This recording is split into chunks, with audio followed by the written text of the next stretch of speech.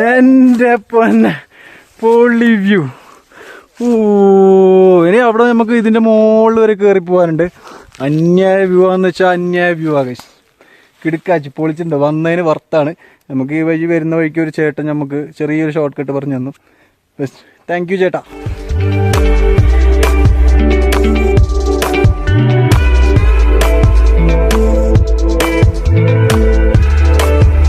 മുകളിലോട്ട് കയറി വന്ന് കുറച്ച് ഇപ്പുറത്തുമ്പോൾ റെസ്റ്റ് എടുക്കുന്ന ജന്നു.